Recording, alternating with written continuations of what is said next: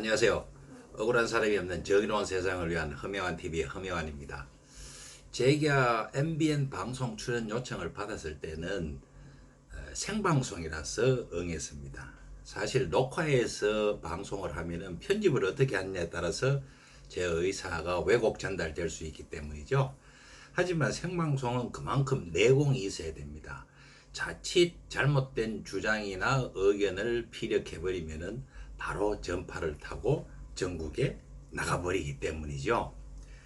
노영희 변호사가 MBN 생방송에서 백선엽 장군이 우리 민족인 북한을 향해 총을 쐈기 때문에 대전 현충원에 묻히면 안 된다고 발언을 해서 지금 국민의 공분을 사고 있고, 본인도 YTN 라디오 방송에서 하차한 것으로 알려지고 있습니다. 참 충격적입니다.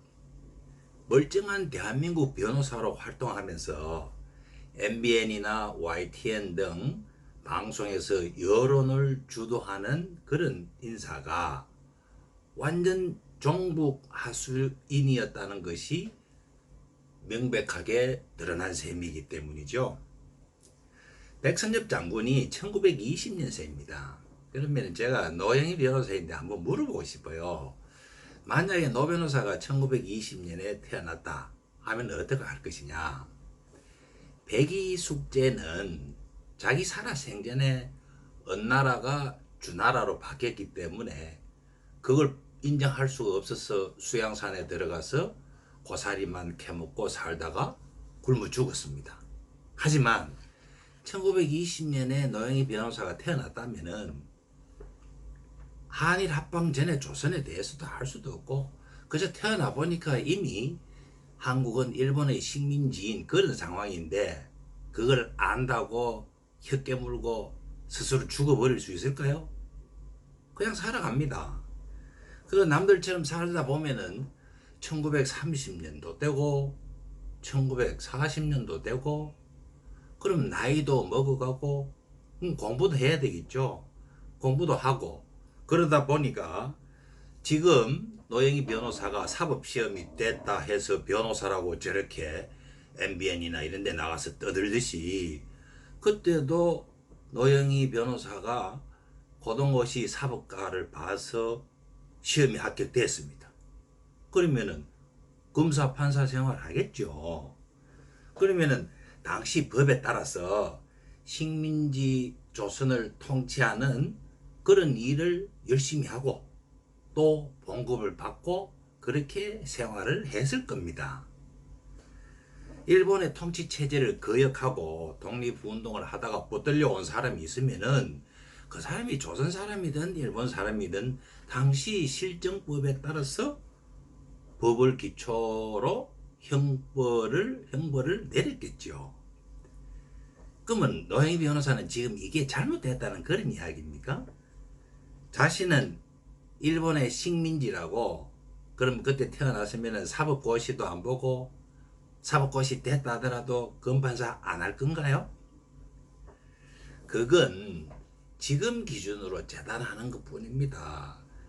옛날 지나간 주식 시세표 들고 와서 왜 그때 그 주식 사지 않았느냐, 왜 그때 주식 팔지 않았냐 라고 윽박지르는 그런 어리석은 일하고 똑같은 이치죠. 대한민국 헌법 13조 이런 말이 있습니다.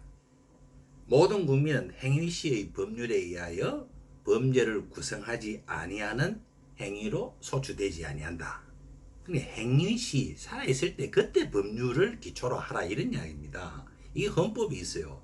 그리고 또 2항에는 모든 국민은 소급 입법에 의하여 참정권의 제한을 받거나 재산권을 박탈당하지 아니한다 라고 되어 있습니다.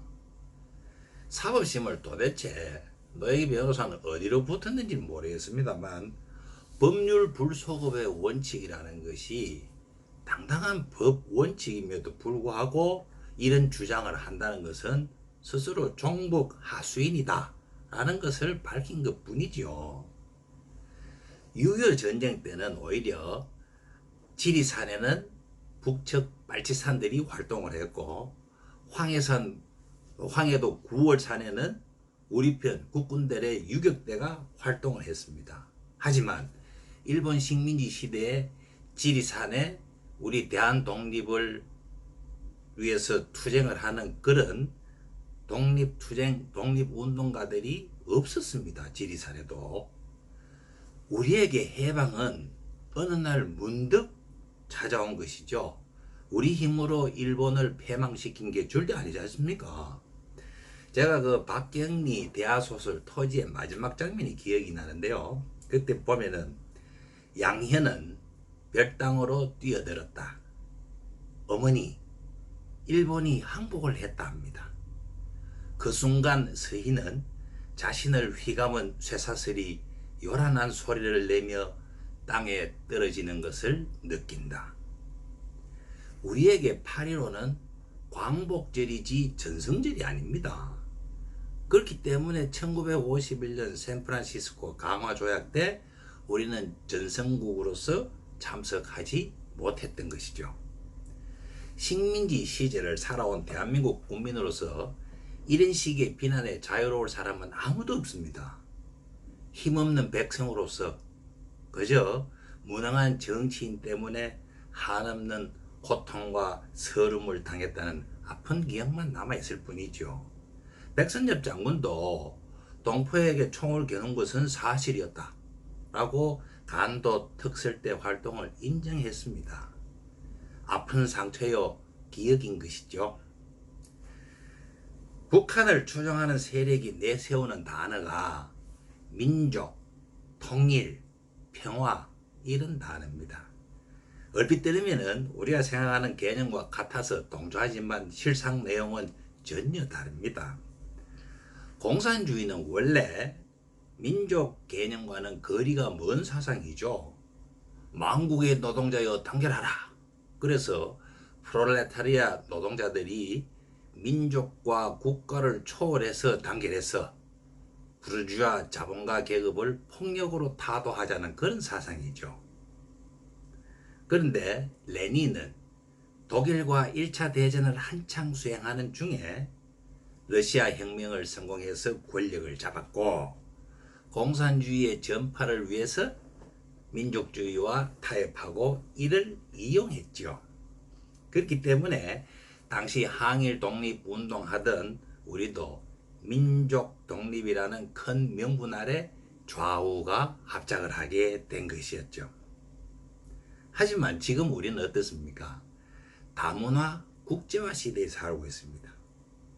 우리 민족끼리라는 그런 구호를 내세우면은 다문화 부부는 어떻게 됩니까? 그들의 자식들은 어떻게 되죠? 지금 스포츠 한번 보십시오. 축구, 야구, 배구 등 이런 모든 스포츠에 외국인과 한 팀이 돼서 열심히 운동을 하고 있습니다.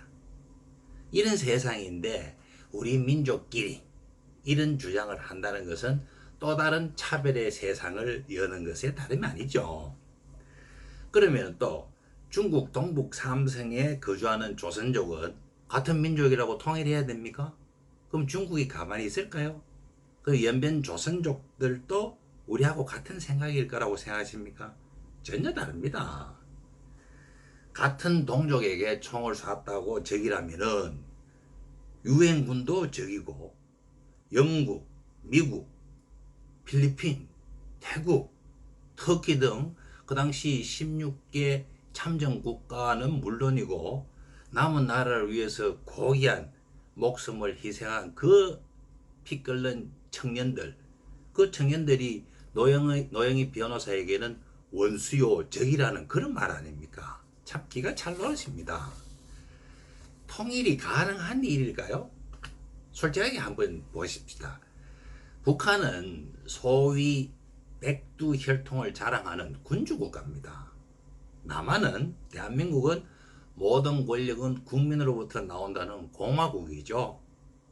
군주국과 공화국 간의 통일은 불가능합니다. 꿈 깨야 돼요. 북한이 내세우는 통일은 김정은 체제, 그러니까 공화국 북반부에서 사회주의 강성대국을 남한에도 시행하는 것이죠. 그러면은 특히 우리 젊은 세대들이 그걸 받아들일 수 있다고 생각하십니까? 거꾸로 자유민주주의 공화정 체제를 북한에 시행하자는 것을 전제군주인 김정은이 받아들일 수 있을까요?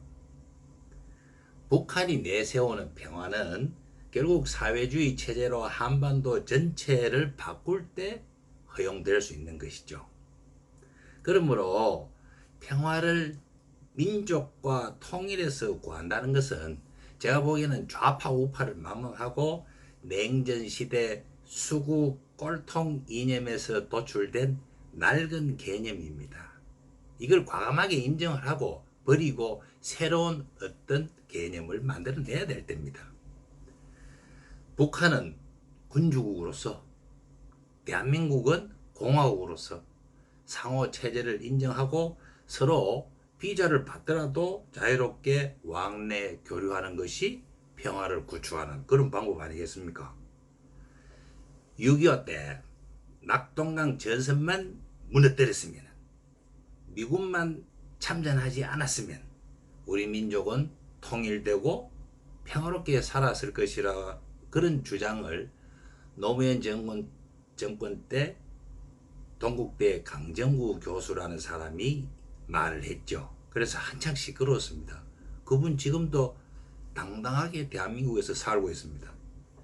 6.25를 북한의 남침이 아니라 하고 남한이 오히려 북침했다고 주장하며 또 해방전쟁이라고 주장하는 그런 사람들, 그 생각 바꿀 의사 전혀 없죠. 국가보안법은 있으나 안하고, 북한이 우리의 재산을 파괴하고 우리의 아들 남편들을 죽여도 항의조차 못하는, 정말 한 번도 겪어보지 못하는 나라가 되어버렸습니다.